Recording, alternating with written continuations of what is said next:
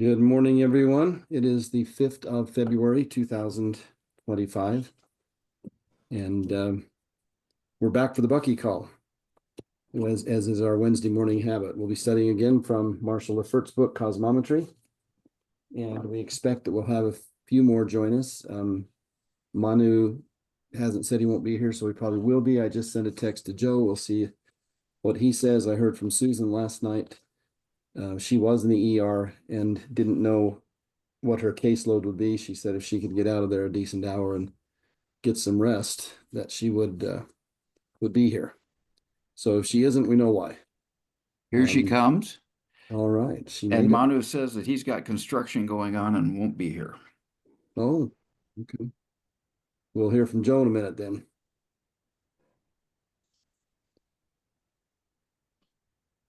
Good morning, Susan. If you can hear us, we can.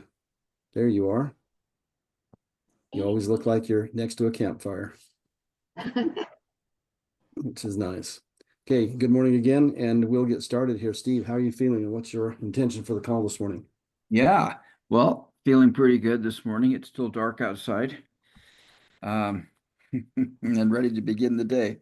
Looking forward to these studies are just really critical for me and what I'm doing in my life. So I'm delighted to be here and look forward to some exciting adventures. Susan, how are you feeling? And what are you anticipating for today?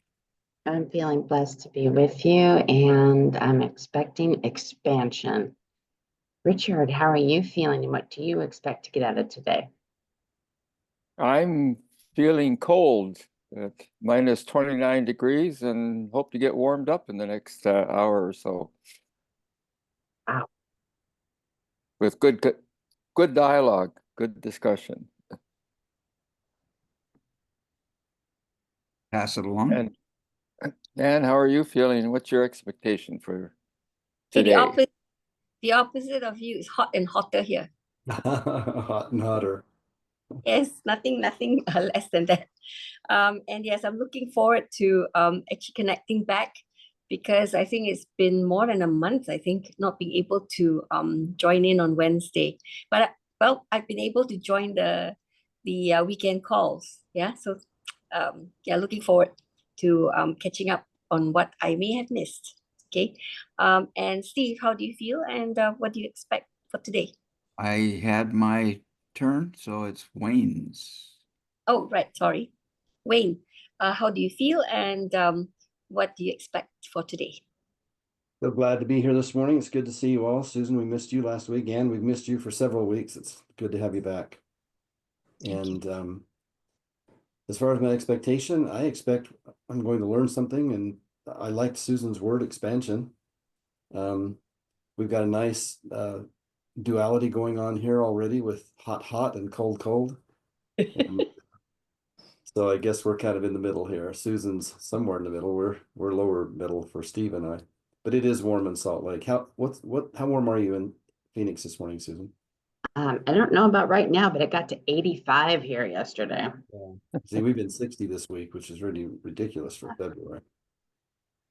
Okay, so last week we had a really great conversation. We only covered one page of the reading, but it spawned, I thought, was one of our better and deeper and more productive conversations, for me at least.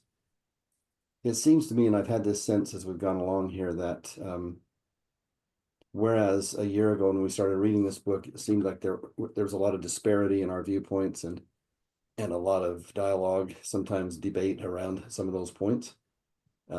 It seems like there's a synthesis taking place to me, that we're coming closer and closer to center on this, which is an interesting thing to observe and an even a more interesting thing to experience for me. Somehow in the process of that, I guess because of the richness and the fullness of what everybody's sharing, I end up getting new perspectives on it. So I'm grateful for all of that, and I expect some more of that will take place this morning. Good morning, Joe. You're perfectly in time. How are you feeling, and what's your intention this morning? I'm feeling pretty good. It's good to see everybody. Today, just looking to continue going through cosmometry. We've actually seen a lot of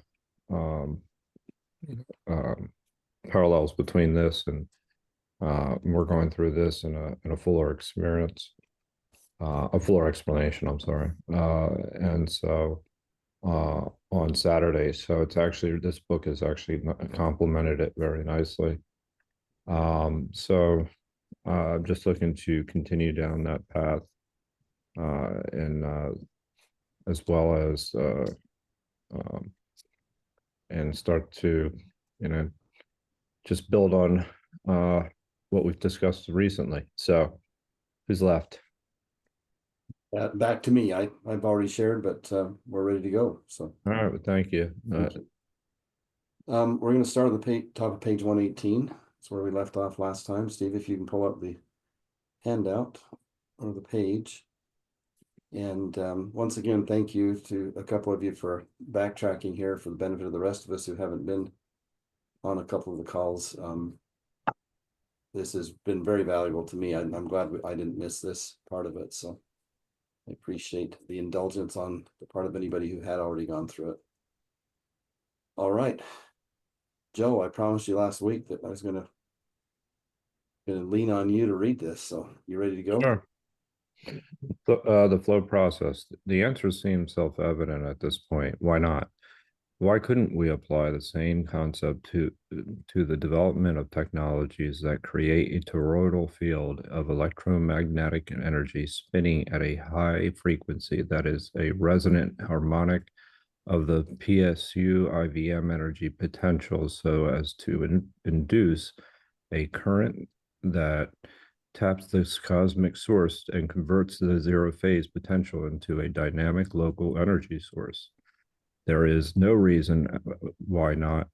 And in fact, it is purportedly being done in laboratories around the world. And if we're lucky or just smart, we'll see these 0-point energy devices emerging into the world before too long. While it's not the purpose of this presentation to provide technical specifications for these new energy technologies, searching online can yield a wealth of information. And you can also review the patent for Nassim Haramein's device and method for simulation and magnohydrodynamics. I hope I said that correctly. Magnetohydrodynamics. Right. Is it magneto? I'm sorry. So yeah. Yeah, magnetohydrodynamics. Which is specifically modeled upon this exact toroidal fluctuation dynamic interacting with the underlying electromagnetic polo field. Across the board, it is not surprising to find that nearly all of the designs for such technologies are based upon the torus.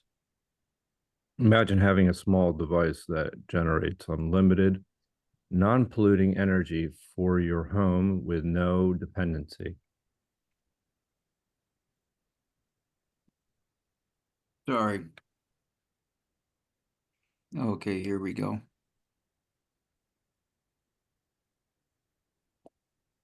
Upon an extensive and vulnerable power grid, imagine having cars, planes, trains, and even extraterrestrial transportation vehicles that never need refueling. Imagine all of your electronic devices operating continuously without need of recharging or being plugged in.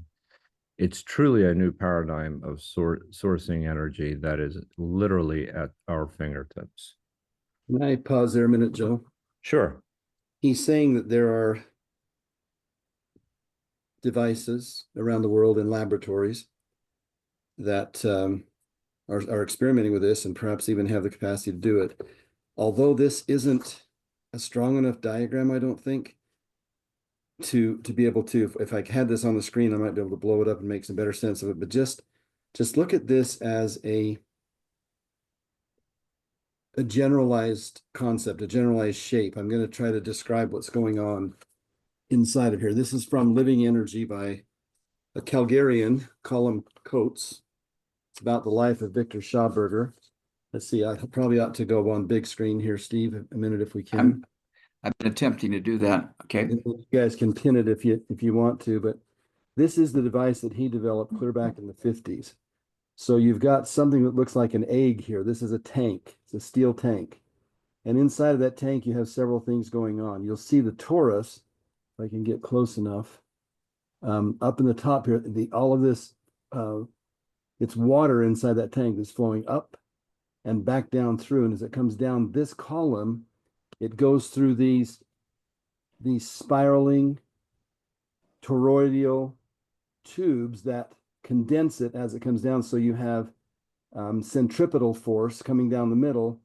And then as it comes out, if I can get that over there close enough, there's a tip on that. You see that tip at the bottom of it? So this tip right here is there, and it's also right here. So when that comes out of that, the toroidal shape inside of that tube accelerates, condenses, and amplifies the energy going through it to the point that it exceeds the energy that went in. It was an actual device. This exists. Yeah. Wow. At least it did exist. So, and then he took that famous trip out into the desert somewhere in the U.S. with some U.S. industrialists, invited him and his son over here on false pretenses, took him out of the desert and told them they were never leaving that desert unless they signed everything over to them, and just stripped him of his life's work in exchange for his life, which sadly didn't last very long afterward because he was heartbroken about it. So anyway, an example of what's there in the teaser, a little bit about some brilliant minds who have actually done this, in addition to Susan's friend, whose diagram we see on that page. Susan, if you're speaking, I can't hear you. Unless you're talking to the cat. What page was that in Living Energies? 118. Oh, Living Energy, Schallenberger. Yeah. Can you get back to it?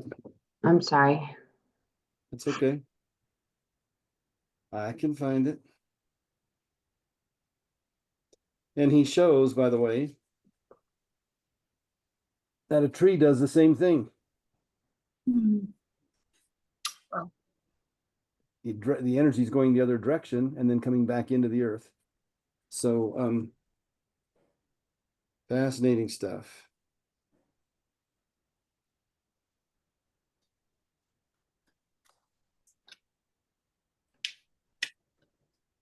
Excuse me for not paying better attention. That Living Energies book is on my list of contenders for our next study.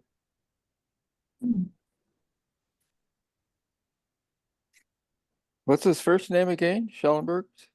Victor. Oh, Victor. Okay. With a K. Viktor. Schomburger. Schau, not M, excuse, Schauberger. Schauberger. Mm.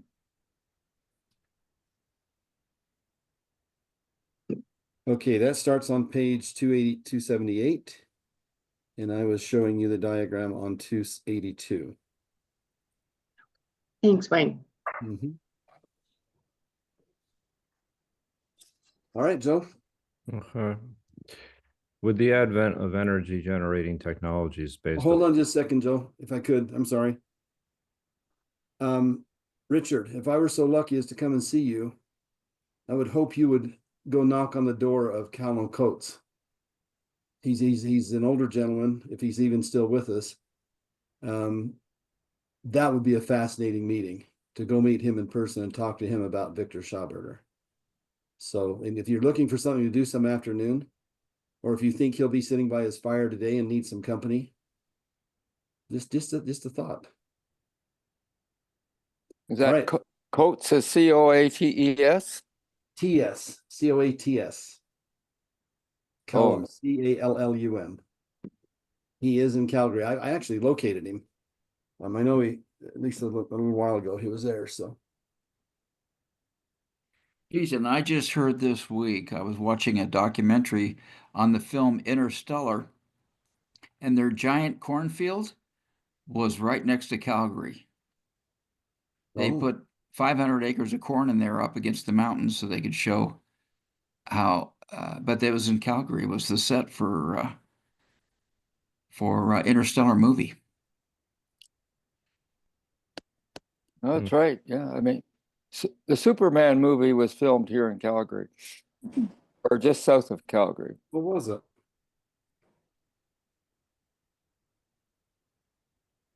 Cool. Shall I?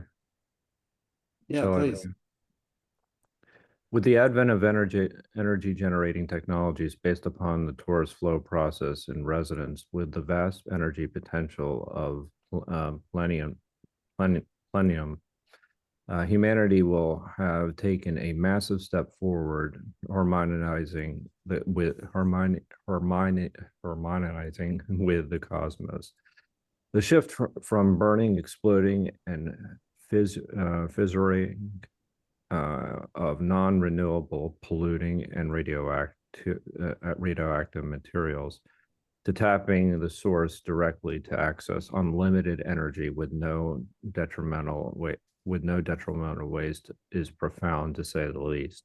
Every aspect of our society will be affected when we realize there is no shortage whatsoever of the most essential component of our technological and social systems, energy.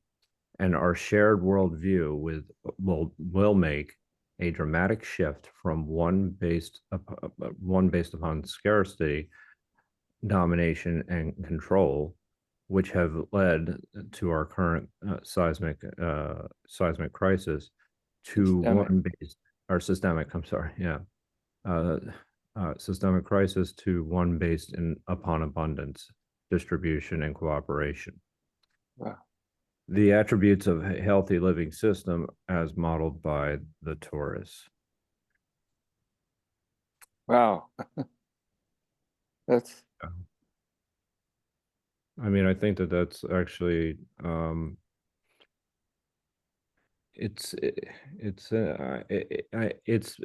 mean, it's where I think we're on the cusp of it. I really do. I do still think there are systemic issues that need to be dealt with. But overall, I mean, I think it's hard to say, because a lot of people are actually talking about how geothermal is actually going to be able to produce more than they initially thought, and then other people are also depending it on nuclear again, with these small modular reactors. I mean, but at the very least, we're getting much more efficient, and hopefully can actually, work off of microgrids at some point. I just looked up the word plenum. Yeah. In physics, plenum is a space completely filled with matter or the whole of space so regarded. I'm gonna find this because it actually says that a plenum is a separate space in a building dedicated to air circulation for HVAC systems. It's often located between the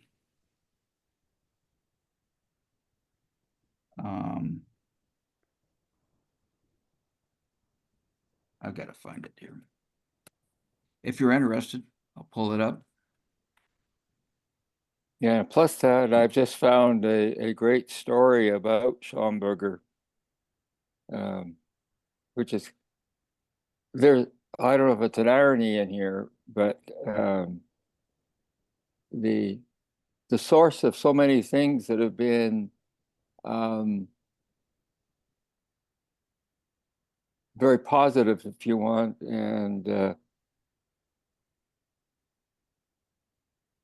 and contributing to the 100% of humanity idea, or not, all come from Germany, the Bavarian area. Schamberger's history is Bavarian. Yeah, it is. That's fascinating, isn't it? And you I mean, pit that against another sort of German ancestry today, and you read that paragraph that Joe just read, and get that line that sort of goes from Malthusian sort of scarcity into his belief of almost fulfilling contributions and abundance. Boy, what a transformation that'll be if it all comes to be. And probably we are going in that kind of direction eventually.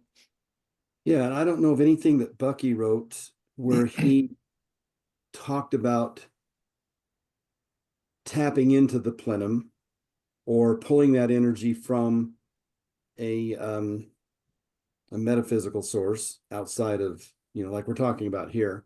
But I believe that was his vision vis-a-vis the tides in Newfoundland and the world around electrical grid, where everybody would have free power. And he clearly understood that if we could get free energy, and of course we're all cosmic billionaires because the sun and the tides and such, the sun, the wind, the tides provide humanity with more energy. Is it every second than they could use in some much longer period of time, a year, a lifetime? I don't know. We're just not using what's available to us at all. And that was his vision, that we would harness that naturally occurring energy from that source, from within our own solar system. And we're struggling with that. We've come a long way since Bucky. Solar is the thing. It is doing better. The batteries are improving. We haven't done nearly enough yet with tides, but Joe, was it you that was telling me about that tidal pool somewhere close to your home? Washington, D.C., the Potomac, headwaters of the Potomac, what was it? Or maybe I was reading that in Bucky too. There is a huge tidal gate that exists right now where it opens at high tide and the tides come in. Then they close at high tide, and as the tides go out, the ocean drops, but what's behind the gates in this inlet doesn't.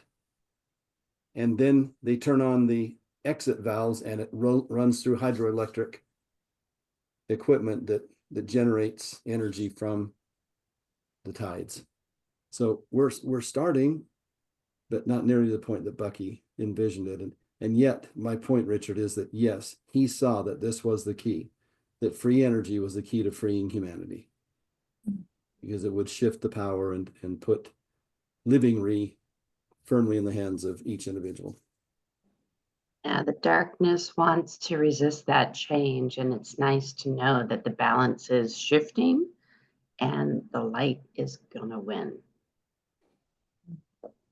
And you have to know it because it doesn't look that way on the surface right now. Absolutely.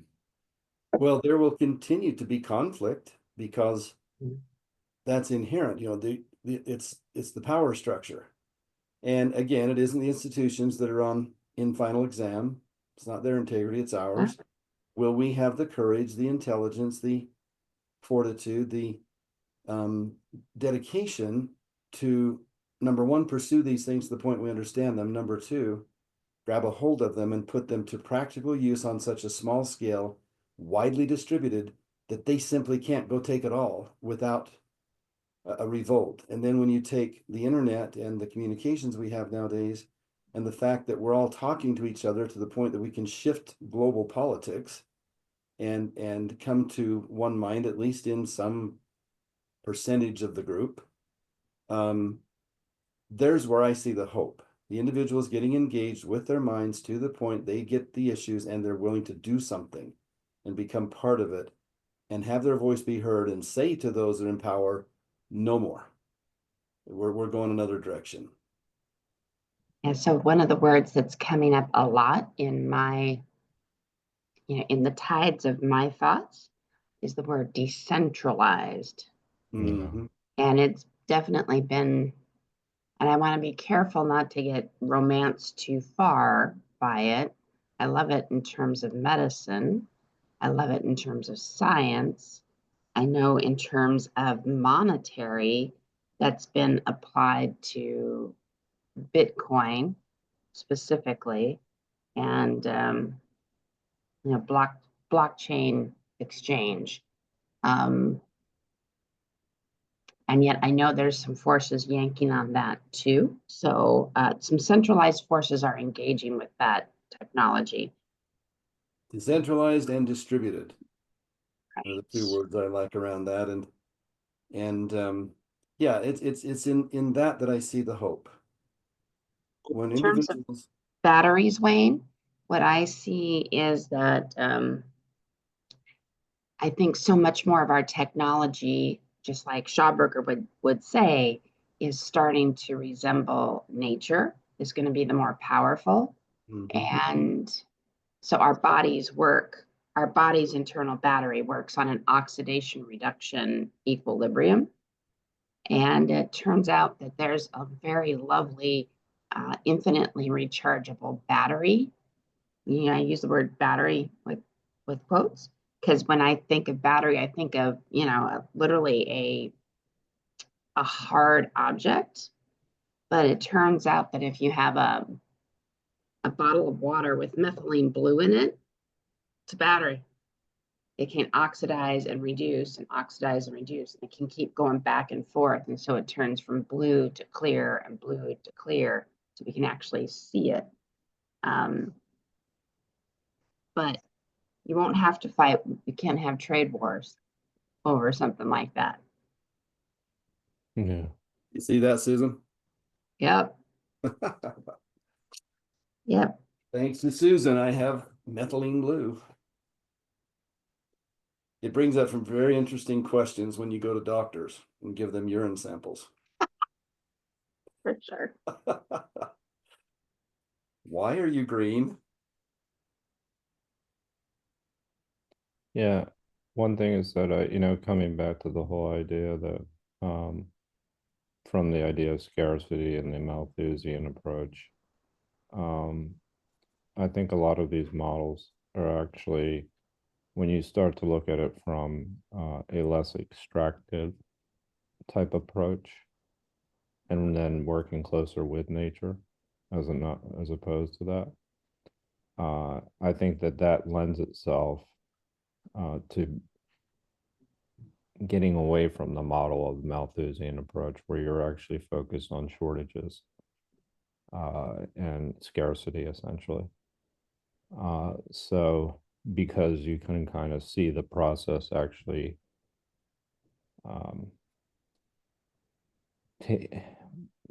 it's a regenerative process, so that the idea of scarcity is challenged by everyday the way we function in our everyday life.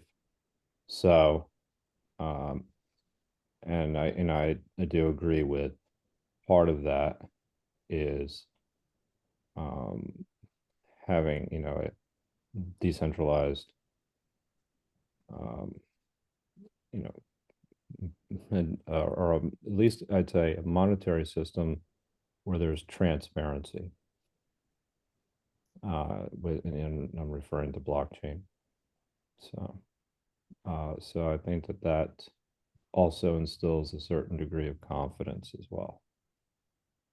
I've Wow. been putting a lot of effort into studying Bitcoin over the last few months. And I'm fascinated by the non-physical nature of this, by the claimed integrity of it, by the distributed checks and balances in this idea, this thought.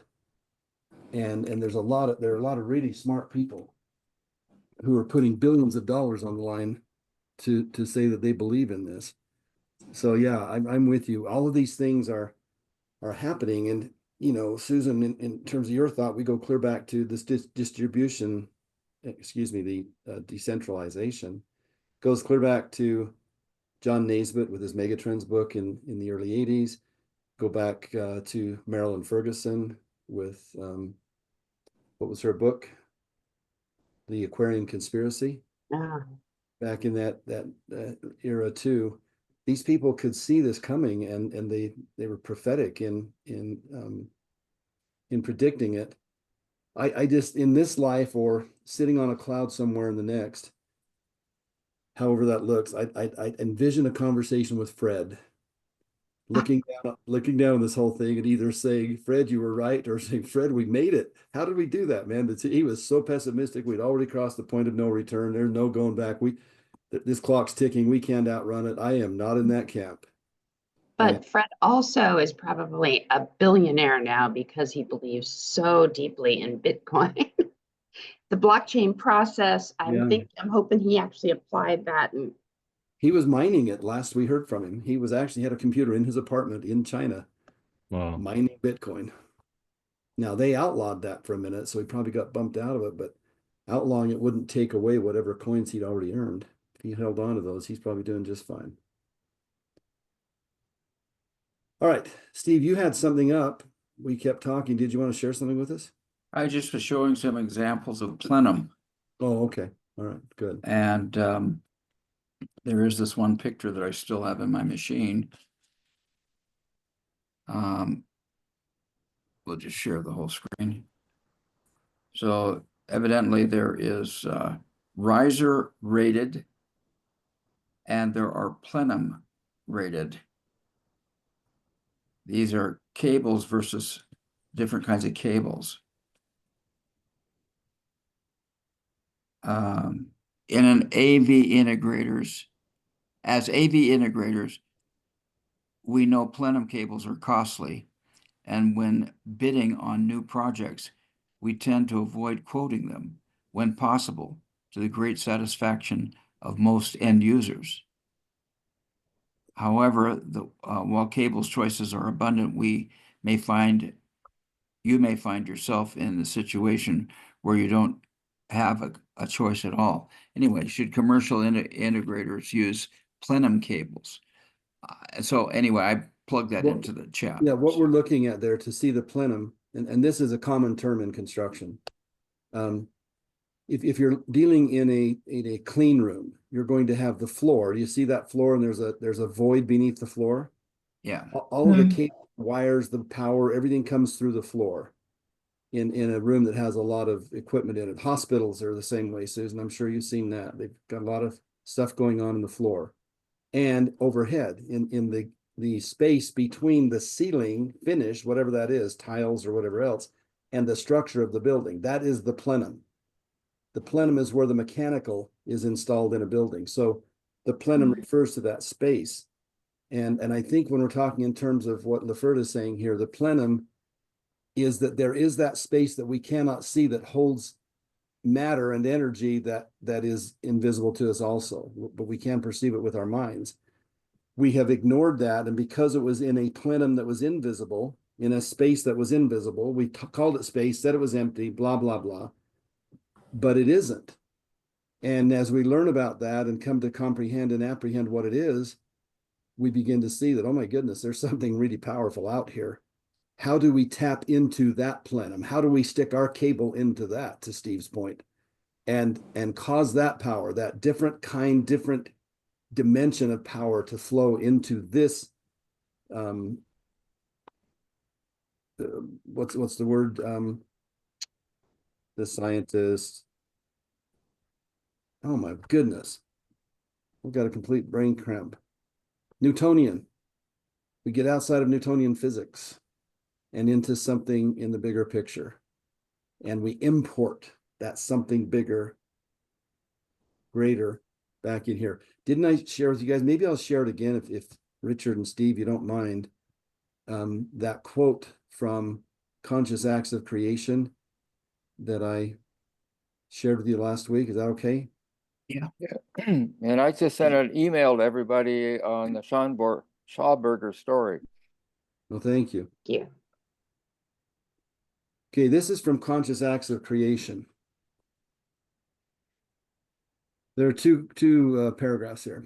At least one of us, one of the scientists, one of these physicists who wrote this book, co-authored it, has come to believe that we are all spirits having a physical experience as we ride the river of life together.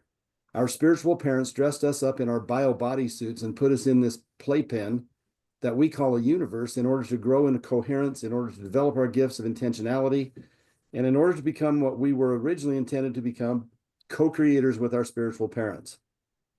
This is the wonderful part and spot on to what we're talking about right here. Most of the general public hold the idea that the vacuum is not only the absence of physical matter, but that it is also devoid of anything. However, this is not so.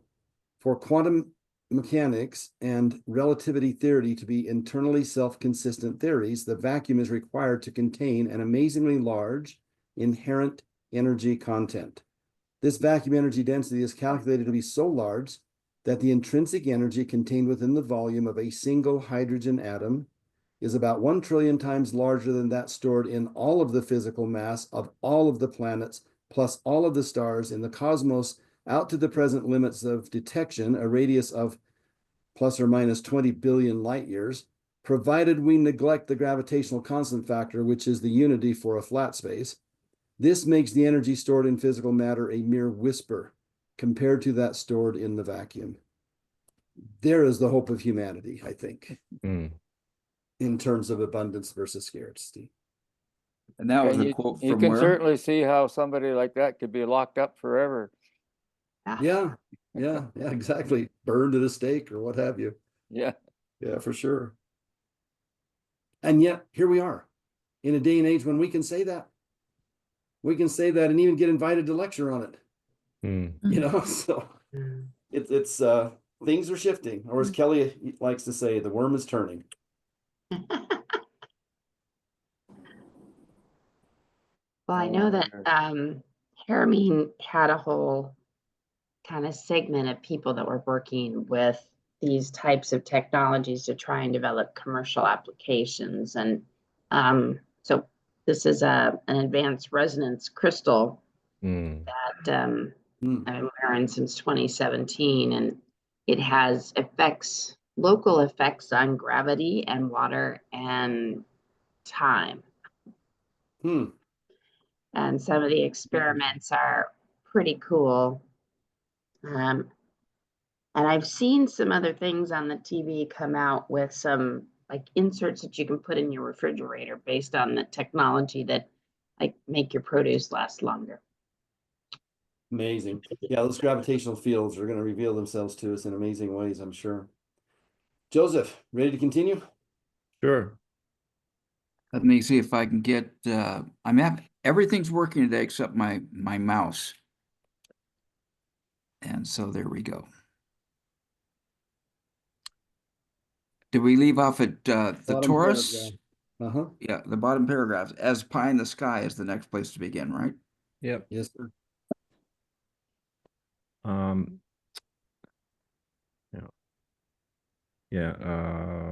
Let me just make sure really quickly. Yeah. Okay. Yeah. As pie in the sky, as all this may sound, as all of this may sound, and as outside the laws of thermodynamics, the zero-point technologies may seem perhaps this conceptual overview of the cosmometry and physics of toroidal resonance will provide a logical foundation upon which to see the merit of applying cosmometry of the endless flowing energy of a proton to our own energy generating capacities. And what about dark matter and dark energy? How do they fit into this picture? Well, we'll find out. Dark matter is the name given to a hypothetical form of matter that is required to account for the gravitational spin of dynamics of galaxies, altogether comprising approximately of 85% of the mass of the universe. In the unified physics model, the mass and its associated gravitational effect is attributed to the spin of the co-moving Planck field that makes up the galaxy. The non-visible and undetectable PSUs, the volume of information or entropy, that are co-moving in a vortex centered by singularity, a small portion of which, surface information or entropy, which we see as baryonic matter, the galaxy as a simple analogy, imagine spinning up a cup of coffee with a spoon, then adding milk. Before you add the milk, you don't see the water molecules spinning in a vortex. Adding the milk makes the spin visible, analogous to the galactic model. The milk represents the visible matter of the galaxy, and the coffee represents the co-rotating Planck field, which altogether combine to create a tensegrity effect that accounts for the total gravitational dynamic. This curvature of the PSU ether field comprising the total galactic volume produces gravitational effects, as does the matter we observe as the galaxy. Dark energy is the name given to an unknown energy source that is needed to account for the accelerating expansion of the universe. As seen in astrophysical observation, this energy is required to overcome the collective gravitational pull of all galaxies, which should otherwise slow the expansion and end up in a universal contraction, leading to the big crunch. That was a big difference there. That's called a Freudian slip, I'll tell you. Yeah, that was very much so. Anyway. You might be right. The unified physics model offers a theory for the origin of both dark energy and dark matter, as well as for the so-called Big Bang that started everything in motion in our universe in the first place. In their 2019 paper, originally presented in 2015 at the Royal Society in England, entitled Revolving Vacuum Catastrophe, a generalized heliographic approach, Haramin and Dr. Amira Val Baker resolved the long-standing problem of the 122 orders of magnitude difference between the vacuum density at the quantum scale and the vacuum density at the cosmological scale, informally known as the vacuum catastrophe. I think that's what I just shared, guys. That difference. Okay. Exactly. Go ahead, please. Sure. I want to say though, Joe, that this is important to me because I'm pulling this from different sources, unrelated sources.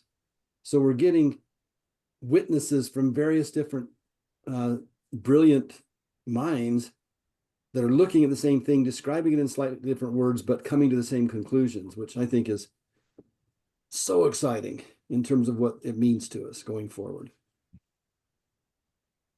Yeah, I agree with you, actually. Shall I continue? Please. Their premise is quite simple. Imagine taking a proton and expanding it to the size of the observable universe. The Planck density inside the proton, 10^55 grams proton volume, becomes universally distributed, and when the density is recalculated, the result is approximately 26.5% of the critical density, which is the percentage assigned to dark matter, i.e. dark matter is 26.8% of the critical density.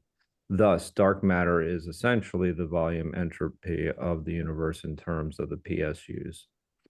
Next, Haramin and Val Baker calculate the surface entropy when expanding a Planck voxel, PSU, to the size of the universe. Obviously, the surface entropy increases while the density decreases. When the density is calculated at the scale of the observable universe, they find an exact solution for the critical density. So essentially, the volume entropy gives dark matter and the surface entropy gives the critical density, with the difference between the two being dark energy. That's interesting. Now imagine a proton escaping the outer boundary of our universe. When it exits the cosmological density, it is no longer in a state of near equilibrium between its internal 1055th gram heliographic mass and the 1055th gram universal mass, the internal pressure would instantly cause it to rapidly expand, forming a new universe, the conditions for what we call the Big Bang. In such a case, the universe is expanding because of a pressure gradient that is still in the process of equalizing. I don't know if anybody has any comments or questions. Oh, my mind is blown. Yeah. I have one in terms of going up a couple of paragraphs where he inserted the word tensegrity. And so I'm curious as to, and again, for those that have been through this, what sort of drew him to include that word in all of what we've just been reading and listening to?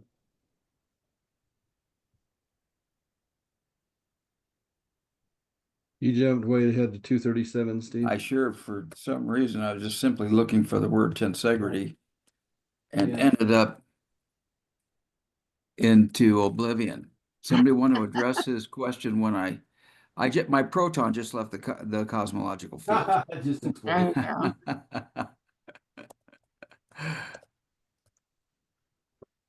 don't know why. Okay, there we Word go. was used.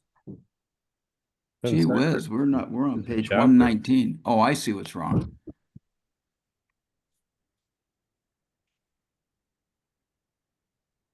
This may be a weird way to get to it, but I'm getting to it. How My tensioning. gosh, tensegrity is mentioned a whole bunch of times in this book. Well, there's a chapter on tensegrity. Well, there are individual words. Page 195. Okay, page 219, 119. My gosh. I don't know what. We're on page 190. No. Yeah. 119. We'll do it that way. Okay, I think I've discovered it. Sorry for the. Okay, here we go. Oh, I've got to close that down. I think I can close it down by doing that. There we go. And now we're at the bottom of page 119. Okay. Do we want to go to 120? Did we find that word? Did we answer Richard's question? I gave up because it wasn't listed. I'm not On seeing that. the word on that page. You must I have didn't heard see the word either. So conjured that up, Richard. But you It's read the on- word. Oh, here it is. Yeah. Here it is. I got Found it. it, page 119. yeah, First I paragraph. found it right here. First paragraph, like, 3 lines Richard. up from the bottom, combined to create a tensegrity effect. The reason, partly why I asked that is because Wayne had just explained plenum in a construction sort of context, which for me was extremely helpful to understand the underneath plenum and the overhead plenum with respect to a construction. And so it created, again, my curiosity as to what prompted the word tensegrity to come into this particular sort of part of the reading, and what it would mean to us who have also been, working with that notion of whether it would help us understand more of what that paragraph is about, in sort of the same way that Wayne was explaining the construction kind of analogy to plenum. Yeah, he compared it to a cup of coffee. Yeah. Model of milk represents the visible matter in the galaxy, and the coffee represents the co-rotating Planck field, which is invisible, which altogether combine to create a tensegrity effect that accounts for the total gravitational dynamic. The curvature of the PSU ether field, comprising the total galactic volume, produces gravitational effects, as does the matter we observe as the galaxy. So he's talking about this interplay of the seen and the unseen. We're getting, I think, back to, there's tensegrity, there's also duality, there's also concave convex. And isn't it fascinating, guys? We're clicking on this from so many different angles. Wherever we go, there we are. Coming back to this core truth, it seems, of how it's all put together. That's what's been fascinating about this book and this study for me for the last 5 years. Good to go forward? Yes. Joseph? Yeah, it's an interesting way to use actually tensegrity. I mean, in that sense. I mean, just using it in terms of the idea of the coffee itself. Well, and when it gets down to that, that is a demonstration of a model of gravity.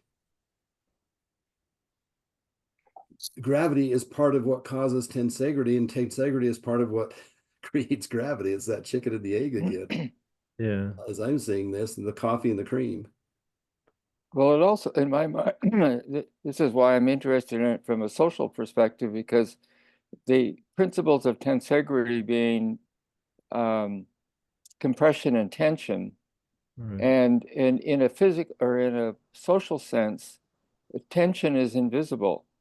So what holds humans together in some kind of system, from a tensegrity point of view, it has to do with all the interrelationships between those people. But the fact is you can't see it. And so when you were talking about the effort to try and say matter is the only thing that exists, and therefore that plenum part is the void and is empty and is nothing. And as you were saying earlier, Wayne, that we're now starting to sort of break out of the Newtonian notion of everything is matter and there's nothing else. And all of this reading in my mind says is that it's bringing us further into that 20th century, if you want, world, and the importance of the quantum studies and the evolution of including non-matter along with matter. So it's not like we're trying to get rid of the notion of matter. It's trying to find a way that integrates and meshes with something has for a long time been considered to be nothing but nothing. Yeah. And it from the when my readings of Margaret Wheatley and some of the literature on chaos theory, which says all of these sort of Newtonian type scientists who've been trying to find the basic building block with all these colliders, systems in the mountains, they keep coming up with nothing but a bunch of relationships. And most people sort of say, well, that's not possible because there's that basic building block, that solid, is still there somewhere, even though all the evidence keeps pointing to no, it isn't. It's a bunch of inter kind of connections that are in effect invisible. Yeah. Well, in fact, all of the energy is invisible. It just puts on a holographic show for us in the process of coming together in geometric form. Let's read that last sentence on the bottom of that page. The internal pressure would instantly cause, this is the electron escaping, the internal pressure would instantly cause it to rapidly expand, forming a new universe. The conditions for what we call the Big Bang. In such a case, the universe is expanding because a pressure gradient that is still, because of a pressure gradient that is still in the process of equalizing. It's expanding because it's still seeking that outer boundary of equilibrium. And that is that is the opposite of entropy, that expansion. Now, will it come to some boundary at some point? We are told that there is always a boundary. And then will the decay begin? Probably. Stars die. But isn't it fascinating that we're riding that light beam right now? We are smack in the middle of that whole process. And sitting here in our rooms this morning trying to understand what the heck is going on around us, within us, and what it means. Yeah. And that's what's important for me in that last sentence as well, because he comes back to use the word pressure, which is what I think the compression part of tensegrity is all about, and then says it's still in the process. And the process for me speaks to interconnections or interrelationships, the tensional part. And so in another way, it's saying the pressure gradient that is still in the tensional, if you want, process or dynamic of becoming a tensegrity or a tensegral sort Yes. of something. I don't know what else to call it. Seeking the other node for the tensional edge. Yes? Going back to your tetrahedron model. That makes Yeah. sense. All right, Joe, we've got a Yeah. shot at finishing this chapter. We've still got 35 or 40 minutes, so. I'd like to Okay, go ahead. I've got something to say because it's pretty interesting because on Sunday morning, my time zone, that we were just talking about, this the chaos theory, and because right there is the entropy, and then we were talking about dynamic balance, what exactly that means, and here they're talking about the process of equalizing, yeah. So anyway, that is what pops out for me, because right now in the two discussions, we're dealing with I would say similar things, but talked about in two very different ways. Yeah. So yeah, Steve, and Joe, Richard, do you get that as well? Yeah, what we were talking about, the dynamic balance and the chaos theory that day. Yeah. I mean, from last week. How we're, yeah. No, I mean, and this is where you kind of can see some of the crossover. Yeah, and I was starting to get worried that I actually understood and knew what PSU and IVM is. Okay, so Yeah. just so thank you, because that's how far you've having these discussions have taken me. And one last thing is that I realized I've got to have my next meeting with my economics and accounting, the business teachers, because I kind of talk to them about the world is eternally regenerative, and showing that whatever, like we're talking about Malthusian, and what we study in economics is actually outdated, and it's not supported by science. So today you've just given me the this, what's that, the flux, Haramen's harmonic flux resonator, to show my economics and accounting teachers, the very thing that we're talking about that makes it the world being eternally regenerative, and we're not solving the problem correctly if economically, financially, we keep going after the fact that the world is scarce, is based on scarcity. Yeah. So that, and having said that, with my business teachers, now I have to also bring this forward to my science teachers. Okay, because and by the way, this is really cool, because now when I talk to my people, off and on, suddenly it'll pop up. They'll say things like, and every time we walk into the elevator, and because we put the ephemeralization, doing more with less and doing everything with nothing, on the wall above our elevator, right? And on the ground floor. So some of my teachers have been saying that, they've been walking towards, and they the terms, and they actually are pondering over it, and it's making them really think about how it refers, So I just want to say that today, whatever we discussed, it's tying quite a few things together. So I'm going to be doing that very soon, and to push forward 2025. And by the way, because I think our weekend meetings, I've been talking about what we are focusing towards, and that is getting the students ready for 2045. Right. And right now, everything is just tying up beautifully for me to get my whole entire team to work towards that. Okay, so thank you very much. And I'm go- putting something in the chat for you. I didn't know you had an economics oriented portion of your curriculum. Yeah. Fascinated by what you just shared, your elevated ephemeralization, all of that. I would like to offer some time to, number one, talk to you about introducing the concepts of exchange that Kelly and I developed into that. Oh. Really comes down to that basic exchange in universe, the exchange of energy, and see if you think there's enough benefit that you might want to use some of that as your course material. Okay. Sure. Thank you. Powerful stuff.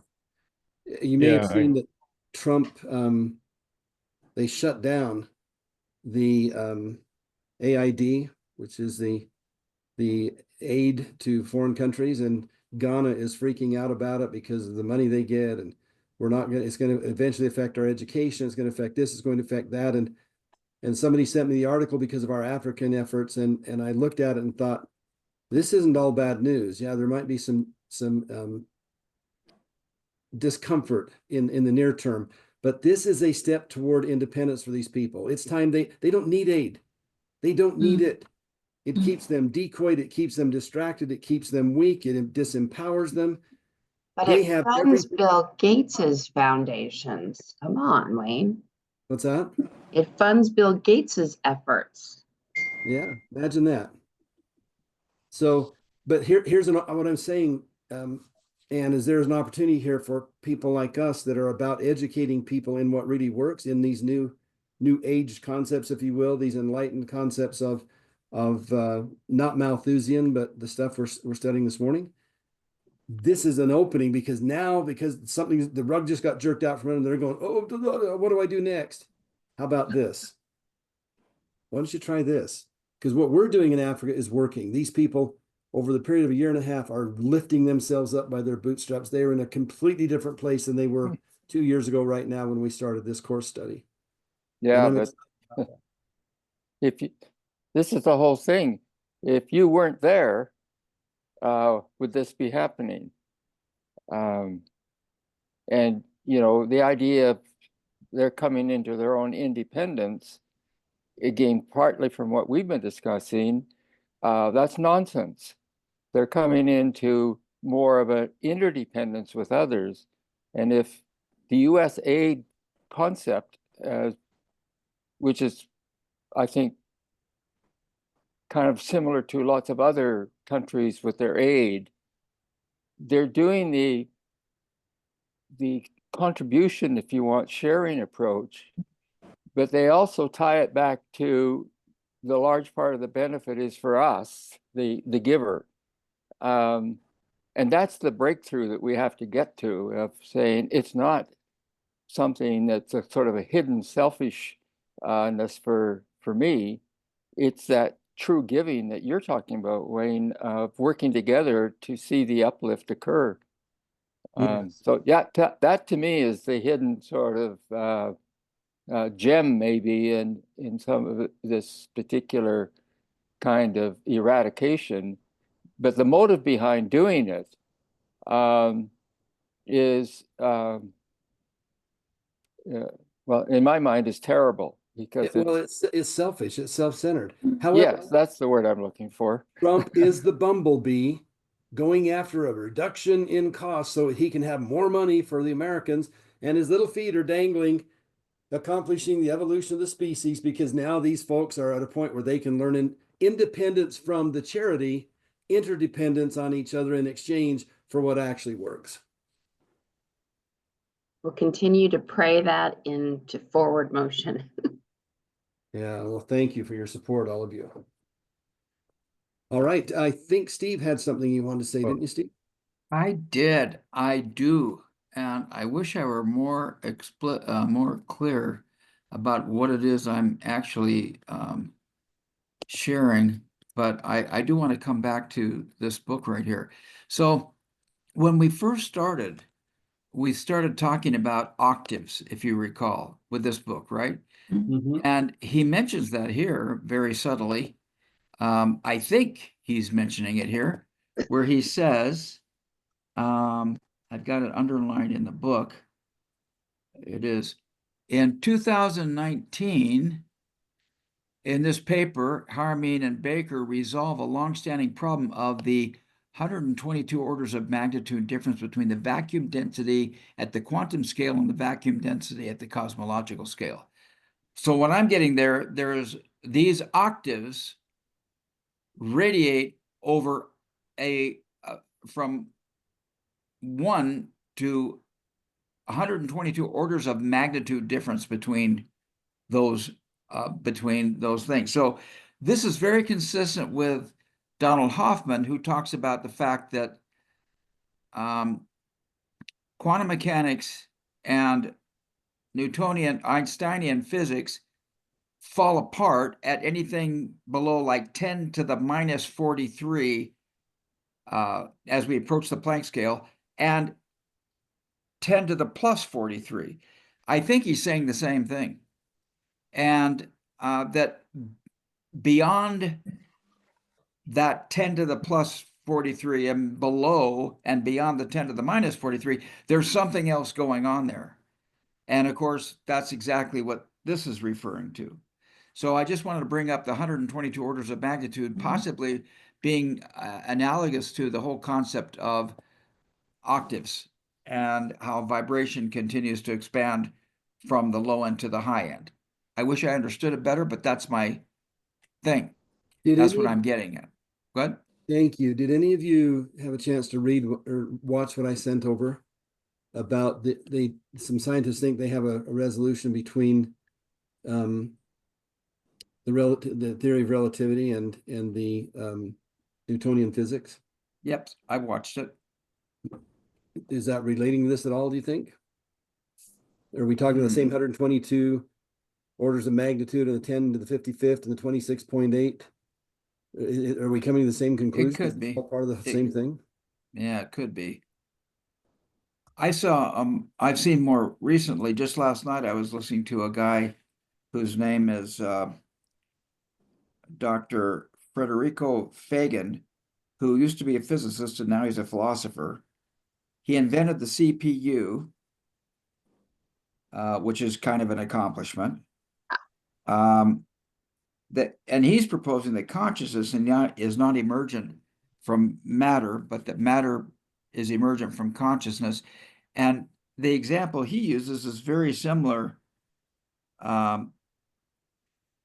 to where we talk about the holographic universe, where down here at the bottom, now imagine a proton escaping.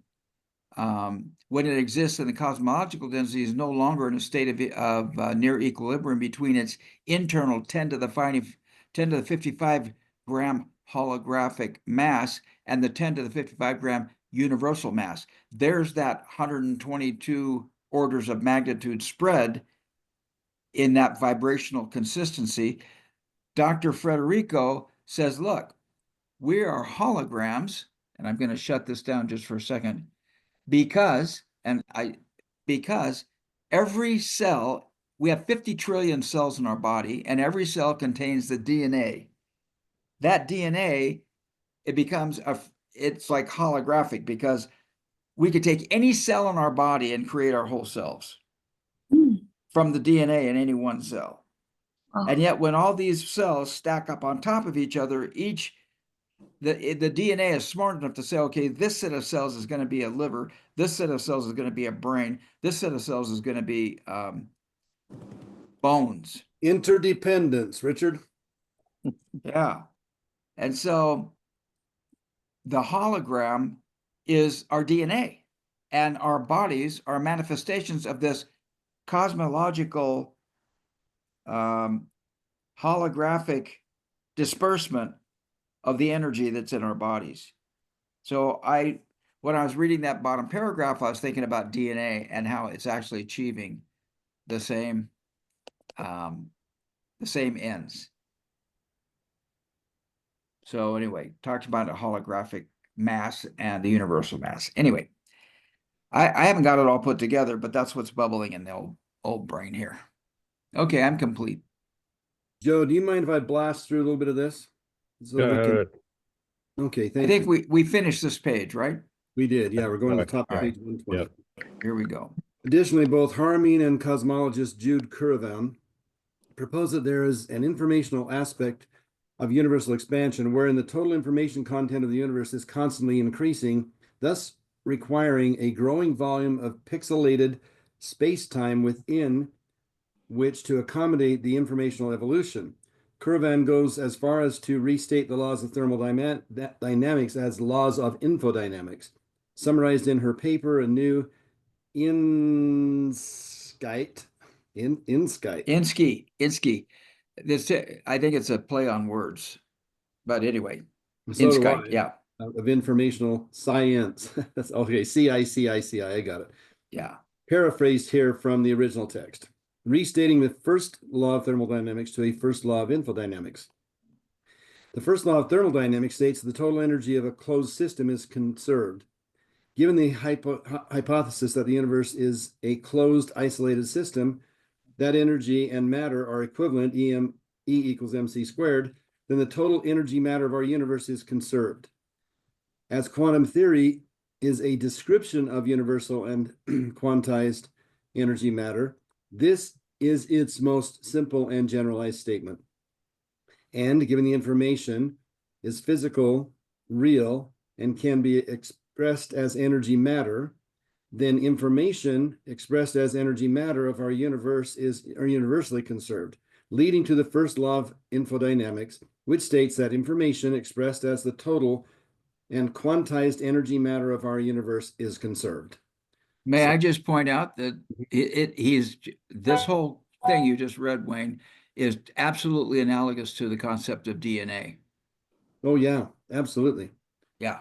And I agree that matter flows out of energy or information, not out of not the opposite. I can't think of any way it would be the opposite based on what I think I know at this point. All right, so restating the second law of thermodynamics to a second law of infodynamics. One of the things he gets to later in the book is he talks about this intelligence in the plenum that informs matter. But that's a play on words too, because it enters into something to form the matter. So it informs matter, and I love that concept. We'll get to that later on in the book. That is interesting.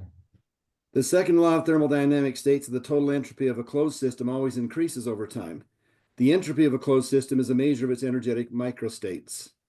To reflect the expanded concept of an entropy from the initial thermodynamic association to a measure of the informational content of a system, it is suggested that this new understanding is accordingly differentiated as entropy, not entropy, but entropy. Given the hypothesis that our universe is a closed, isolated system, that relative time and space are combined as invariant spacetime, and that spacetime began in a state of lowest entropy, then the total entropy of our universe always increases over spacetime. As relativity theory is a description of spacetime, this is its most simple and generalized statement.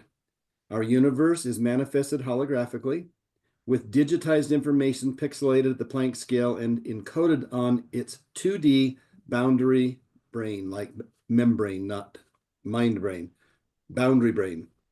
So like a membrane, 2D, flat. Thus, time flows and space expands to entropically express ever more informational content within space-time. The flow of time itself is the entropic accumulation of informational content of our universe, leading to the second law of thermodynamics, which states that the informational content entropy of our universe expressed as space-time always increases. Whoa, there was a big reversal. Entropy increases, not entropy decreasing. Essentially, the first law of infodynamics enables the universe to exist, and the second law enables it to evolve. Together, the two reveal a universe that essentially exists to evolve. We dressed up in bodysuits to learn how to do that. And in showing that two laws are respectively expressions of quantum and relativity theories, they point the way to how these two descriptions of energy, matter, and space-time may be naturally reconciled. In a personal conversation with me, Curavan elaborated that in every Planck scale moment, the universe adds another set of information that it encoded into the expanding field of space-time, that is encoded into the expanding field of space-time, and that the expansion of space and flow of time is evolution, without which there would be no evolutionary experience of consciousness. Through the coherence of consciousness, we are, as is the entire universe, in fact, adding to the entropic informational content of the universe in every moment. Steve, that has to be incredibly exciting to you based on what you shared a minute ago. Yeah. Well, also think about what Bucky said about knowledge. There is no entropy in knowledge. Knowledge is always expanding and going forward. But I don't have the right sort of quotation or phrase in my mind, but does someone connect to that about what Bucky said about knowledge? Well, it's collective. It is dynamic. It is constantly increasing. I'm thinking of the chart. I think it's on page 84 of Path. hello, critical path, where he starts out with the inventions or discoveries of mankind, and he's charting them on a scale over time, and sometime around the early 1800s, late 1700s, that thing just goes parabolic with the rate at which we discovered new knowledge. Why? Ephemeralization. We're learning from what we learned, and we're using what we learned yesterday to learn more today. We're chunking it now. We have a broader base to work from. We've been bequeathed all of this by those who came before. And now we have a chance with the tools that they gave us to do even more with what we have. And the subsequent generations will have that same opportunity. So yes, it is dynamic, Richard, and it is collective, I think was sort of your point, right? Mm-hmm. So it becomes self-compounding. Right. That's my sense of it, that it's That's a beautiful thing. It's entropic, not entropic. Yeah, what an amazing distinction. I didn't really get that the first time through the book. To me, it was just kind of a cute play on words, but that is a powerful, powerful thought. Curavan, huh? Her name is Curavan. So that's a beautiful tensegrity. Entropy and entropy, they're a duality that by one existing, which we've been pointing to for a couple hundred years, we've been neglecting, pointing out, and dealing with the other. But it was always there, just like the plenum. Yeah.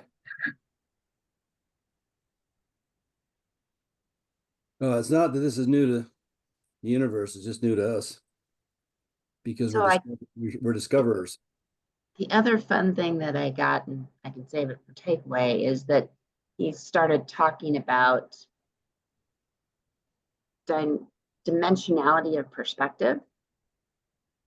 Something working in a 2D, how we experience it in 3D, but it's really happening in 4D. And what all that means. Exactly. And that's one of the fun parts that this book led me to as well, is this was probably more than any book, it's probably the reason it's so significant to me, challenged me to, it was no longer an option to shift to another dimensional view.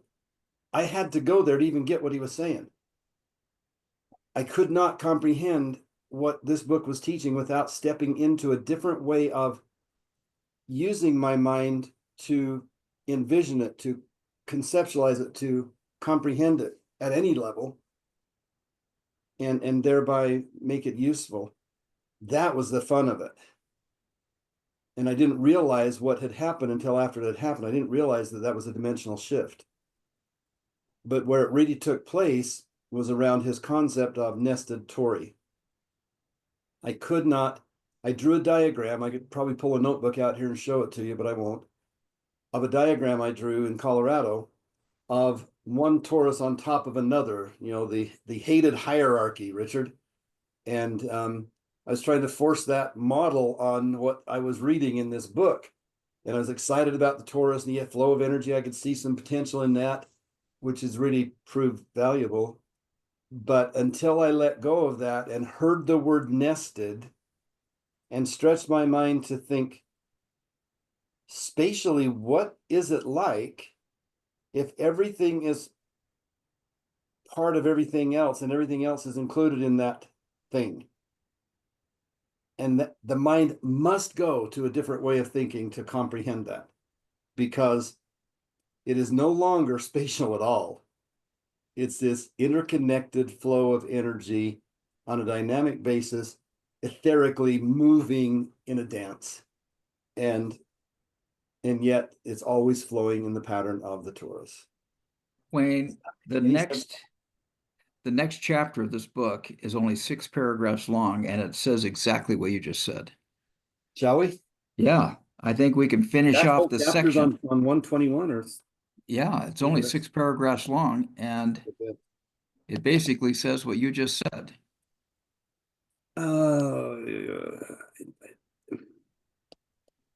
My sense of it, Steve, having been through it, is we're going to want to talk about some of this stuff. Yeah. It's going to require more time than we have today. That diagram in the middle of page 122 is one of the most important diagrams in this book to me. It's a cube octahedron. I think it's a summary. We can wait. We can wait, but I hate to get off this call too early. I don't think we're going to do that. Yep.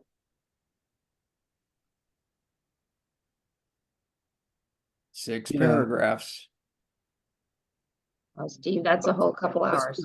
Let's go through it. Yeah. Let's just read all the way through it. We can come back to it next week. Yeah, and then we'll come back and review next week if it doesn't come to completion right now. Okay, fair enough. Thank you. Thank you. Toward a unified model. Flow process, which I've got in my notes, torus. Dynamic pulsation, contraction expansion, page 85. And zero phase equilibrium, the source. 3 components of one phenomenon, fractal hologramic synergetic wholeness. For all that has been explored to this point with its seeming complexity, there is an underlying simplicity in the cosmometry being described. The torus, jitterbug, and vector equilibrium are attributes of cosmic geometry at the foundation of manifest form and flow at all scales throughout the universe. Yeah, you're right. That's what I was saying. In chapter 2, we began to illustrate the basics of this foundational cosmometry with 3 fundamental patterns of energetic articulation: radials, rings, and spirals. Combining all 3 creates a unified pattern. Oops. Flower of life. Oops. Nested Tory. There it is, right? These are, of course, idealized expressions of energetic articulation in perfect symmetry, and this is actually an important aspect of exploration of cosmometry. While the dynamics of natural form and flow are often remarkably close to these idealized patterns, they are just as often not so in their appearance. The foundational simplicity leads to a vast complexity of fractal permutation that creates the wonderful diversity we experience on Earth and beyond. It is by studying the ideal simplicity that the doors of perception open so that we can find these fundamental patterns within the diversity of form and flow. Wow, is it ever what I was saying, Steve? Crazy. To that end, our exploration of VE, jitterbug, and torus has laid the foundation for a fundamental 3D model of wholeness that I offer as an idealized reference of energetic articulation, which I call the unified model of cosmometry. 2-dimensional radial ring spiral pattern can be seen as the cross-section of a 3-dimensional model that includes all 3 components like this. Now, we now have the basis for a unified model that includes the zero-phase vector equilibrium, that's in orange, with zero-phase center point, 12 inner vectors and 24 circumventional vectors, altogether the radials, shown as both regular VE and spherical VE, or Genesis crystal, green. Torus flow process, blue, as the form of dynamic equilibrium with its 2 polar vertexes, meeting at the zero center, at the zero center point, and its outer circumference at the same diameter as the VE with rings, blue-green, indicating the internal circular spherical wave front and nesting of this pattern like rings on water. And the spirals, yellow, indicate a fundamental fluid dynamic pattern found throughout the generalized field, both inside and outside the defined VE torus space, in this case shown as a double spiral. Makes sense. The unified model of cosmometry is the most idealized version of the fundamental patterns when in balanced equilibrium and symmetry. In essence, we might say it is an integrated zero-phase model of all three fundamental patterns of energetic articulation, radials, rings, and spirals. By this, I mean that the VE torus and double spiral are the three fundamental patterns that define the primary reference of wholeness in cosmometry. Every system in the cosmos is ultimately based upon all three as one unified model. The jitterbug transformation introduced in chapter 14 is not depicted in this model. We will come back to it in section 5 when we explore structural integrity and see how it is the basis of the first level of resonant complexity arising from dynamic pulsation, the Platonic forms. First, let's explore the fundamental field pattern that informs the manifest universe with the most efficient and harmonic ratio of fractal integrity, the golden ratio of phi. Well, I was Okay. right. And, but more than being right, I hate being wrong. So I'm glad we were able to finish it. Go ahead, Richard. Well, this is the thing that's intriguing for me. When we talk about three in a triangle sense, that's a two-dimensional configuration. When it becomes 4 or 3D, according to Fuller, he would argue that the 3 now must become at least 4.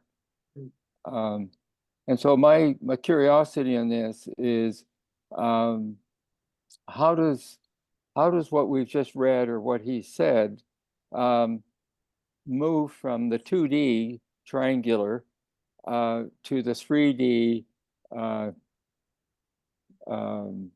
Tetrahedron. well, yeah, tetrahedral, and it's a 3D sort of inclusion, or that surface is now as 4, not 3. Or it goes from 2D, two-dimensional, to 3-dimensional, which is what that graphic sort of demonstrates. But I'm just curious in terms of the radials, rings, and spirals going from 2D triangular to 3D holographic or unified. The only thing I'll say in the interest of time, Richard, is that first of all, that's a very perceptive question. Secondly, what we just saw in that diagram with the colors and what he explained about it is relating to the wholeness of energy flow in the universe. Until we get to chapter 5 and the jitterbug, we won't see how that comes into 3D, but there we will see it explicitly. It's beautifully portrayed. Yeah, and it goes back to the 3 diagrams that we saw just in front of this. And then he added the 4th that says it turns into the patterns. Yeah. So, and again, when I saw it that way, then of course I saw 4. And then I could interconnect those 4 and wondered if that in fact is what's happening, that the 3 go together and they end up forming the 4th, which is the unified pattern. No matter where you look on that surface of the 4th diagram there, you're going to see triangles. Yes. No matter where, and they are 3-dimensional. We're only seeing the face of them, one face of them. So when we go 4th dimensional, they become tetrahedra. So this is my takeaway, because it keeps coming back to brain science. How does, in order to perceive, if I as a human being, using the 5 senses that were given to me, and then integrating it. My brain mind is integrating it. My eyes capture a series of two-dimensional approximations. It's my brain mind that synthesized those into a 3D perception. The act of perceiving always collapses a dimension, if that makes sense. So in order, if I think I'm walking around, these 2D representations are not false, they're just a function of perception. That is so cool.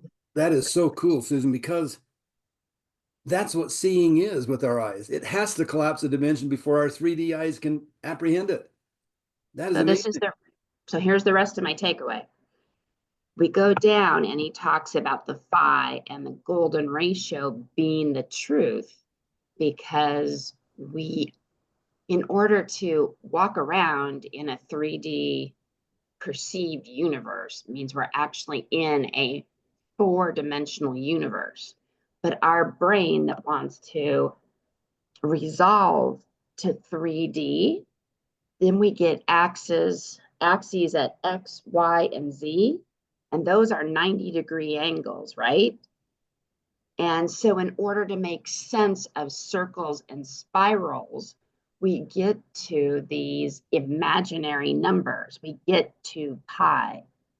The universe, absolutely, nature doesn't do that shit. We use phi to describe it, because what's really going on is not happening at 90-degree angles. It's happening at 60-degree angles in terms of what our brain can do to try and understand a 4-dimensionality. And those same sort of things like pi resolve to whole integers if you have a 60-degree based system rather than a 90-degree based system. The universe sings, and it's us trying to take the universe and push it into 3D that gets all these funky things that we have to resolve with imaginary numbers. The universe doesn't have to be imaginary. It's actually going through both entropy and entropy, which entropy, Stephen, and that just like your inspansion, Yeah. like we're there. Entropy is the process of inspansion for the entire universe, not just me. So this is, I'm trying to remember where I even got that piece, because it came out of listening to some of the same sort of YouTube sort of things around hot vibration and Wolfram, that 90-degree, 60-degree depiction, and realizing that there's limits to how this brain mind, it keeps relating back to my experience. But the reality is still the reality, and it's bodies on motion and bodies on motion, and it's in a tensegrity on every single aspect of the experience and the evolution. So that's what I'm taking away. I just skipped straight there. Beautiful. Wayne, are you okay if I pass it on? Yeah, please. Okay, I'm gonna go to Joe, who's been so quiet.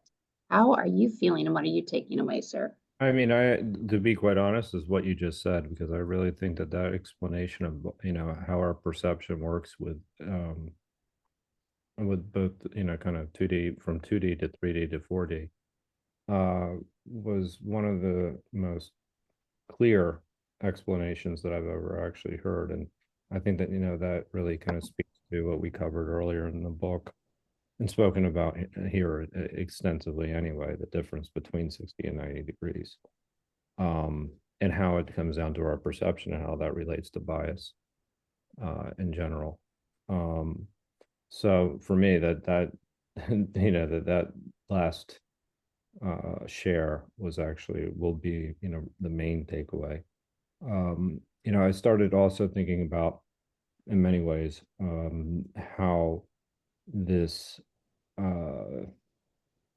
the idea of regenerative economics, and just thinking about it in terms of how information flows. Since we talked a little bit about that, and I think that that's how information is kind of associated with just the physical world, and in traditional economics, and how this is an expanded explanation of how information is actually shared. So for me, I think that that's interesting when you start to apply that to closed loop systems. And as far as how signals travel within those closed loop systems, I haven't completely thought this out. But it did, trigger a couple of different ideas that how it could relate to potentially moving from the Malthusian approach that we discussed is based on scarcity and one that's based on abundance. So primarily by the way, how it links to the effective use of resources, and how information flows actually relate to that. And again, this hasn't been clearly thought out yet, but it's what I'm going to take away, because it's something I need to explore a little bit more deeply. The other is just thinking about how regenerative economics actually works, in the sense that how it's more efficient, while it's not necessarily wasting anything that's left over. And that's where the efficiency comes. And I think that that's where finding out how to best use those is actually the way to kind of move away from the scarcity perspective to more of an abundance perspective. So yeah, I have a lot more questions than I do answers for this. So there was a lot of good exchanges. And how do you feel? What are you taking away from today? I think earlier on, whatever I shared was the main one, but there is this loop going on in my head at the moment because this whole reading this particular section, we talk about abundance, and then the point is that you have this system where you can literally have what do you call continuous access to energy and within the system and so on and so forth, right? So that efficiency of using whatever the universe is providing is actually making me think about education, because it's one of the worst, most wasteful industries out there. And we use a lot for very little. Just give me a minute. We use a lot to produce very little. So I realized that I should take it down this path, because we were introduced to this concept called TRIZ, T-R-I-Z. If you key it in, you will find that it's actually a Russian. They explain innovation, and it fits into, if I'm not wrong, 40 principles, and whatever we have innovated out there fits into that 40 principles. But one of the things that we do is actually to take something that is, you take any object or system, and you go through this process where you collapse it, like you remove the unnecessary and you go down to its core. And I think it's time for us to do it with education. Okay, because the use of space is one. It's huge. We use a lot of space. We use the teaching resource required is crazy, and yet the students hate going to school and hate half the things that we make, education makes them do.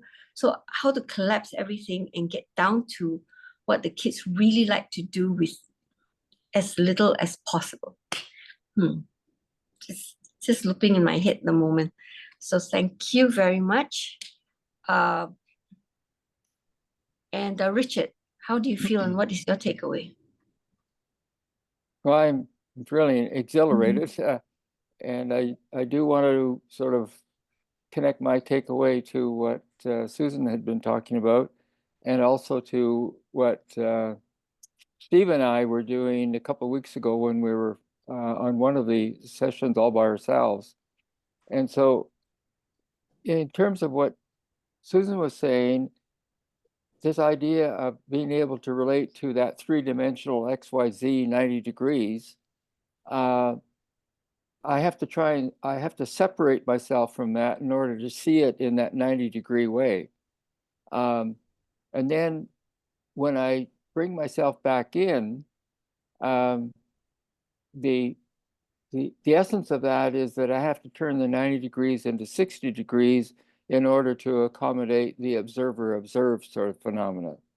But what we were trying a few weeks ago was that if I inserted myself, the observer, at the intersection of XYZ, so I actually allowed that dot, if you want, to be the observer, then the height and the width and the length dots at the end, wherever you drew it, then I could connect all four. It wouldn't give me a regular tetrahedron, but it would give me sort of an irregular one.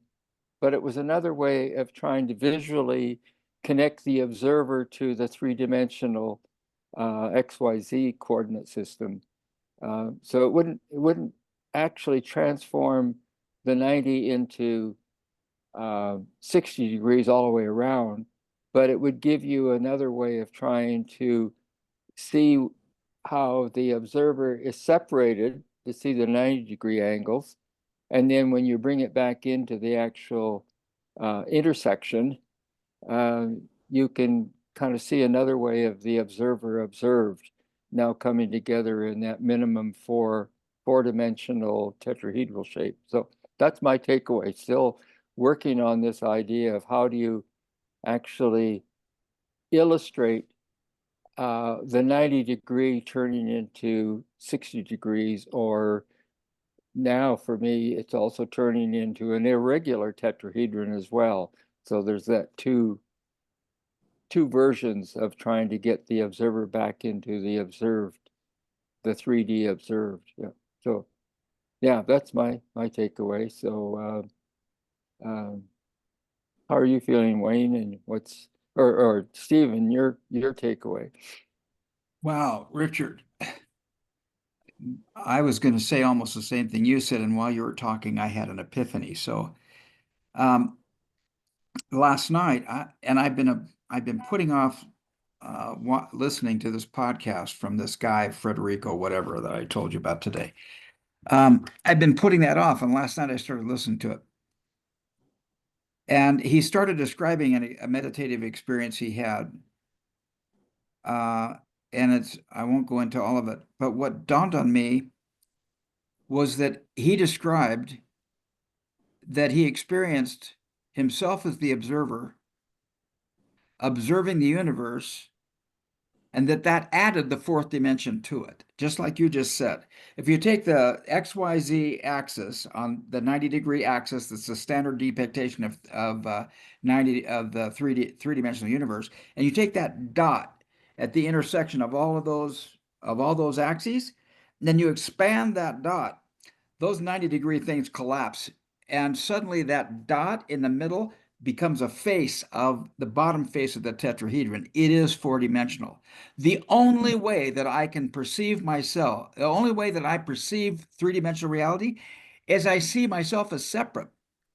As soon as I see myself as part of the reality, the observed becomes the observer, and the observer is the observed. Simultaneously, I now have a tetrahedron.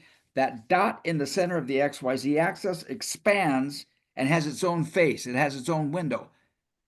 My window out to the universe. Bam, the 90 degrees collapse into 60 degrees, and voila, I live in a four-dimensional universe. And the only reason why I don't see a four-dimensional universe is because I don't see myself as part of the universe. I see myself as an object in the three-dimensional universe. So I was just going to say that, but as you were talking, suddenly I saw that dot go whoop, expand and become its own face, and the tetrahedron gets formed right from there. Previously, we talked about, if I may continue, previously we talked about how, I think it was Richard Dawkins who said it, and yet I'm thinking that it was somewhere in this book as well, that an organism is a micro of the macro within which the micro exists. And I actually quoted the guy saying, I think it was Dawkins, who said that if an alien came and found a dead bird, and started looking at the bone structure, the muscle structure, the tissue structure, the wing structure, the feather structure, they would know the universe it lives in, because the micro is a representation of the macro. Right. It's a manifestation of the macro. And the reason why I bring that up is I forgot why I brought it up. I wrote that part down and did not put my summary statement out down here. Damn it. Oh yeah. So if that is true, and if I look at the microorganism me, and I look at my own consciousness, voila, the macro that I exist in must be conscious, because I'm a micro in the macro. And if the macro isn't conscious, I can't be conscious. And because I'm conscious, the macro has to be conscious. So that was, I remembered the punchline right at the last minute. So that's exciting to me. I love Susan. I completely missed it. I saw entropy and I thought, oh, that's cute. And you reminded me of inspansion. So now I've got entropy circled down here, and I'm going to go back through and meditate on that, and say that that's probably the most intuitive, insightful thing I've ever uttered, was the idea of inspansion. I see reality right here, and there's a giant cone over here that expands. Here's reality right here, and there's a giant cone down here where I inspand along with where I expand. And that is me having my experience of the universe. And certainly if you look at the Hubble telescope or the James Webb, we're looking out. And if you take a microscope, an electron microscope, and look in, it's expanding as much as it's expanding, and it hits a limit. Right. The limit is 122 orders of magnitude from the basic unit at the inspansion to the basic unit at the expansion. And that's the limit of our universe, which exists inside of something, which is the fourth dimension, which actually exists in the center of that three-dimensional reality as well. 4D is inside and outside of 3D. Otherwise, there's no place for 3D to exist. And I go immediately to Buckminster Fuller's circles of irrelevancies and see those circles not as circles, but as tori, nested tori, with the micro as the inside tori and the macro as the outside tori. Torus, inside torus, outside torus. And finally, thank you for, I just love I'm having a rant here. Finally, and I've been busting a gut about this, and I want you to see, maybe I'm a wacko, but this starburst here is bursting out and bursting in simultaneously. It's bursting out and in simultaneously. A series of concentric spirals is spiraling in and spiraling out, or not spiral, is circling in, is concentric in and concentric out simultaneously. This spiral over here is spiraling counterclockwise or clockwise, as well as and it's not depicted here. It's also spiraling in the other direction. And if you look down here, that's exactly what it's doing. Here's the spiral going this way, and here's the spiral going this way, and this, they don't point that out. There ought to be two spirals here, one going clockwise and one going counterclockwise, however you perceive it, because that's being shown down here. If you study that, there are two sets of spirals, one going clockwise, one going counterclockwise. circles, concentric in and concentric out, starburst, concentric in and concentric X. Anyway, I'm having a great day today. Oh my gosh. And I'm grateful for this marvelous experience. Wayne, how are you feeling? And what are your takeaways? I'm feeling encouraged for humanity, specifically because of everything we've talked about today. There's a coming together for me of hope and of optimism and of a vision that we're getting there. We're getting somewhere. We're getting to something that is going to transform and be revolutionary from our perspective. It's always been coming. It's evolution itself. But it's so wonderful to be on this cutting edge. And as I see all of you and listen to what you're saying, I'll take Anne, for example. I love that Anne is always coming back to application in her school, in the minds of her children. And that's where we get it. Richard made a comment that what is happening in Africa and our little project over there wouldn't be happening if not for the effort that we put in, and if not for that outside seed. And that's probably true, but it's not me, it's not us, it's the seed of knowledge, it's the seed of understanding, it's the seed of principle that we plant in the minds of those people that germinates and expands their vision. And then they finally see that, well, wait a minute, I can do something different with my life, with my energy, with my time. And we can head a different direction here and stop living this way. We can live a better way. And it's beautiful to watch that unfolding. It is the flower that is blooming in the phi spiral ratio.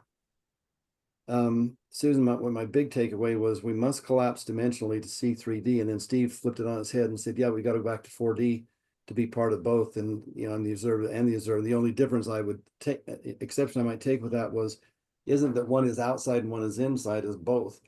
Right. And the only thing about the counterclockwise or clockwise is what Manu is always pointing out. We can't see it because the part that we're not seeing is back here. So if I'm looking down on top of the flower of life and I can't see the opposite direction, or I'm looking at the spiral and I can't see the opposite direction, it's there. It's just on the bottom side, or call it the back side, or call it the upside. Depending on where I am, it's always the opposite side. And so that's wonderful. It's always there, even though we can't see it. Not even when we can't see it, even though we can't see it. And it doesn't matter if we're talking about three-dimensional seeing or multidimensional seeing, it's still there, even when it's outside of our field of vision. And you said something, I didn't quite catch what it was. I'm going to go back and watch these takeaways because there's several things you guys have shared that I want to take notes on. Yeah. But you said, Anne, that that we take away from something until it's whole, or until there's, can you recap that for me real quickly? Do you know what I'm talking about? Yeah, actually, because we went through this training with this concept called TRIZ. And TRIZ is this Russian 40 principles of innovation for the engineering, industry. So I think they came up with it it was conceived by this engineer in 1940 something. So when when Russians started coming out to the world in the 80s, I think they brought TRIZ out of Russia, and then I think one of the first companies that started working on it was Intel, and later on, in fact, maybe about 10 years ago, it's Samsung was, they deploy all that. So the idea of TRIZ, there are a couple of I guess models, but TRIZ in itself. Okay, I give you an example of one of the concepts. The idea of nesting. Mm-hmm. Yes. Yeah. There are a lot of innovations that came out of nesting. Yeah. So you put it inside and you open and there's more and more inside. Then there's the other one, the opposite. In order to put in the okay, let me see. Chocolate. Yeah, chocolate. Yeah, yes, correct. That. So, and the opposite is, I don't know if you've seen these dumplings, the Chinese dumplings, where you have its skin, but inside, right in the middle, is a meatball, but surrounding the meatball is a soup. So how do you inject in the soup, right? It's actually you do the opposite. You want the liquid, but you solidify it, you freeze it. You freeze the whole thing, the soup around the meatball, and then you wrap the skin around, which is easier, and then you steam it, right? So it's things like that. So this is TRIZ, TRIZ. If you key it in, you'll find the it's an acronym for a Russian word. So what happened was we went down this path, this particular model, and I got to go back and check on it exactly how that works. But we had to pick something that's existing. It can be a system, or it can which can be a service, or it can be an object. So I remember that the team that I was with, we chose a toothbrush, right? So how do you get rid of the unnecessary parts and bring it down to what is the most necessary, right? So we came up with a toothbrush, but it's attached to a little, like a glove, finger glove, right? So the bristles are here, and that means you take away the stick, and you have a very efficient and simplified manufacturing of a toothbrush. So it's your finger, it goes over your finger, and you can literally brush it and so on, you know. And we were thinking about in the prisons as well, because the toothbrushes can be turned into a weapon. So now you remove the plastic part that can actually be sanded down into very sharp points, right? So those are the things that we came up with in order to figure out how to make the toothbrush efficient.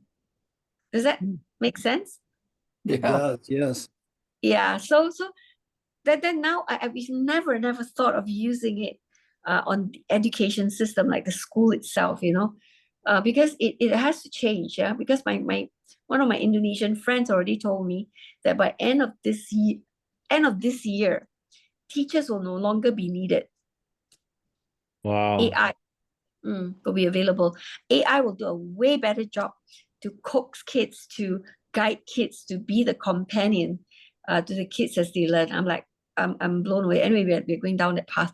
But whatever is said and done, that's what we feel needs to be done. Yeah. What was the time frame? A year, did you say? Yeah.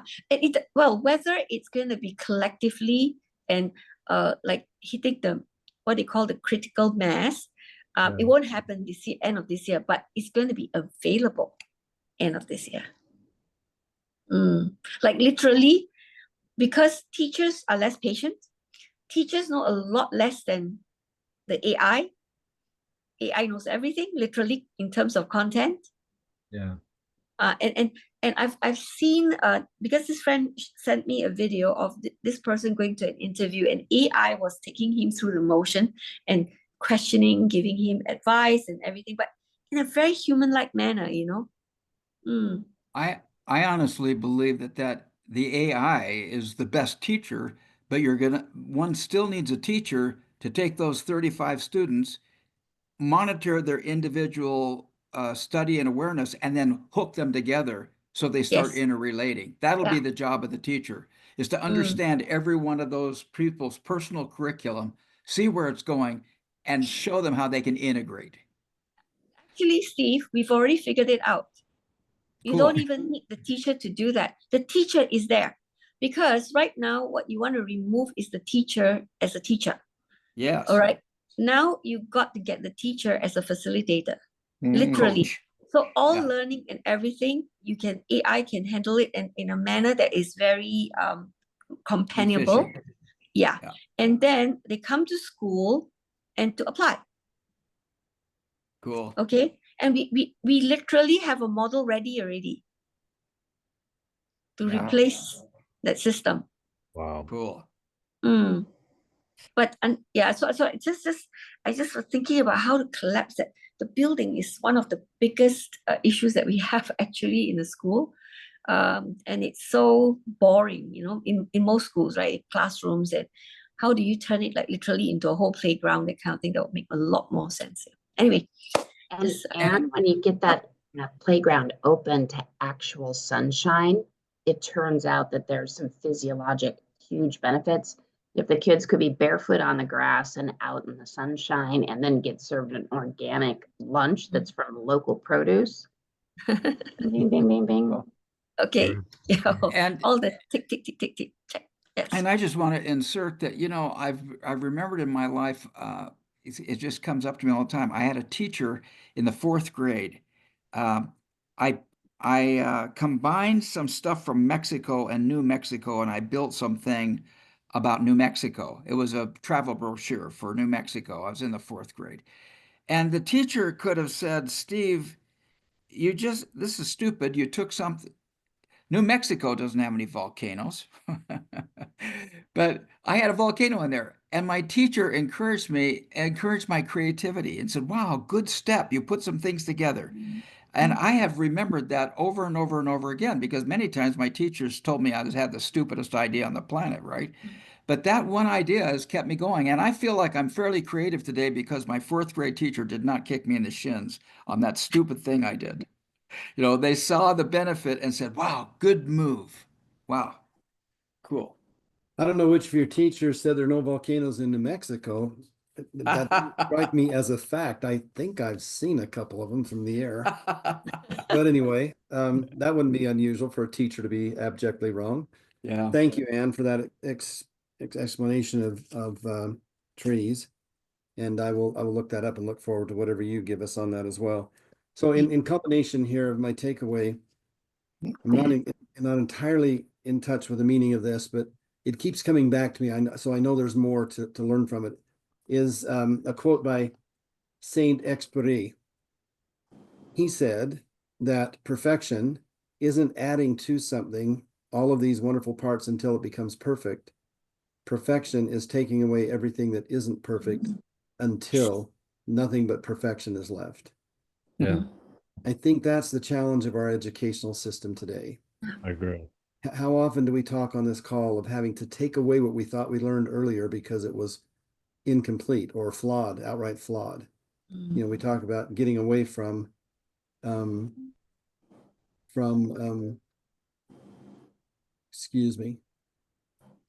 away from the Malthusian thought of scarcity.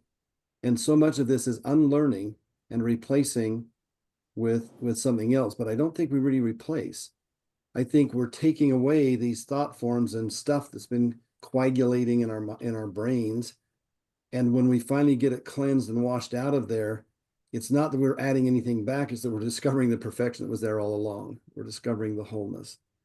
And that's a wonderful journey. It's a fun journey, and I continue to experience on this call. So I thank you for that. Before we leave, Steve, can you tell me what platform you found that podcast with Federico was it Fagan? I'll drop it in the chat right now. Okay, thank you, sir.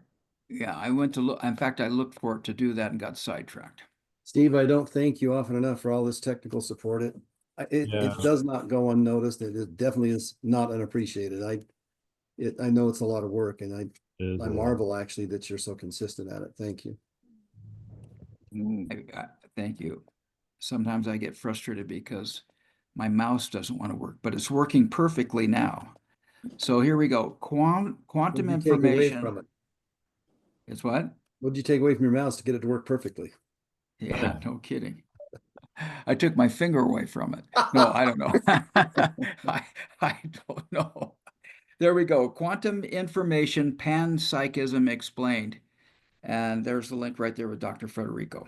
Good thing. Federico something. Because that's definitely a title I wouldn't have clicked on my own. Yeah.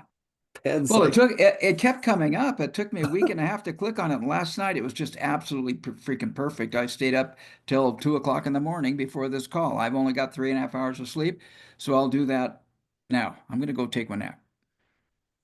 And as Susan goes to work, I'm going to go take a nap. All right, guys, have a great week. We'll see you. All right. Thank you. Bye. Thanks. Take care, everybody.